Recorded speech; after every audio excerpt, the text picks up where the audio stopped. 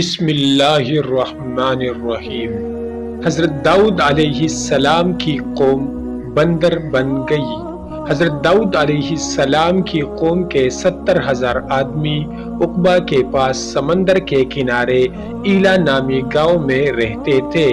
اور یہ لوگ بڑی فراخی اور خوشحالی کی زندگی بسر کرتے تھے۔ اللہ تعالیٰ نے ان لوگوں کا اس طرح امتحان لیا کہ ہفتہ کے دن مچھلی کا شکار ان لوگوں پر حرام فرما دیا، اور ہفتے کے باقی دنوں میں شکار حلال فرما دیا، مگر اس طرح ان لوگوں کو آزمائش میں مبتلا فرما دیا کہ سنیچر کے دن بے شمار مچھلیاں آتی تھی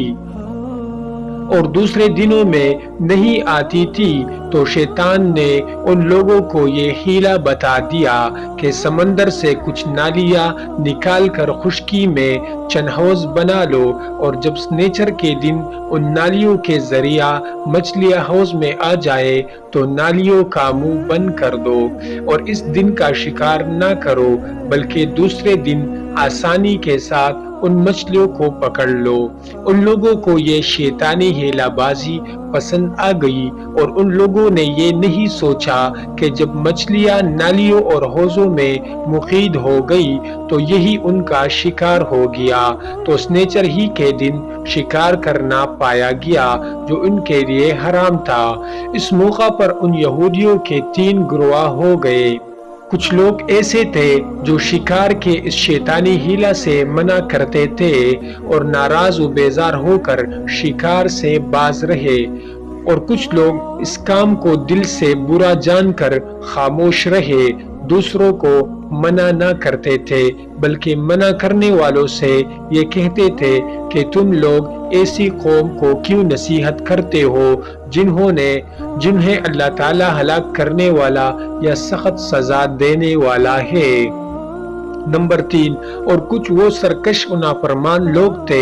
جنہوں نے حکم خداوندی کی اعلانیہ مخالفت کی اور شیطان کی ہیلہ بازی کو مان کر سنیچر کے دن شکار کر لیا اور ان مچھلیوں کو کھایا اور بیچا بھی۔ جب نافرمانیوں نے منع کرنے کے باوجود شکار کر لیا تو منع کرنے والی جماعت نے کہا کہ اب ہم ان معصیت کاروں سے کوئی میل ملاپ نہ رکھیں گے، چنانچہ ان لوگوں نے گاؤں کو تقسیم کر کے درمیان میں ایک دیوار بنا لی اور آمد و رفت کا ایک الگ دروازہ بھی بنا لیا۔ حضرت داؤد علیہ السلام نے غضبناک ہو کر شکار کرنے والوں پر لعنت فرما دی۔ اس کا اثر یہ ہوا کہ ایک دن خطا کاروں میں سے کوئی باہر نہیں نکلا، تو انہیں دیکھنے کے لیے کچھ لوگ دیوار پر چڑھ گئے، تو کیا دیکھا کہ وہ سب بندروں کی صورت میں مسخ ہو گئے ہیں۔ اب لوگ ان مجرموں کا دروازہ کھول کر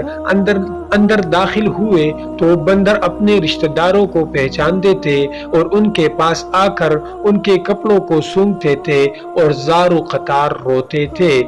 مگر لوگ ان بندر بن جانے والوں کو نہیں پہچانتے تھے۔ ان بندر بن جانے والوں کی تعداد 12,000 تھی۔ یہ سب 3 دن تک زندہ رہے اور اس درمیان میں کچھ بھی کھا پی نہ سکے، بلکہ یوں ہی بھوکے پیاسے سب کے سب ہلاک ہو گئے۔ شکار سے منع کرنے والا گروہ ہلاکت سے سلامت رہا،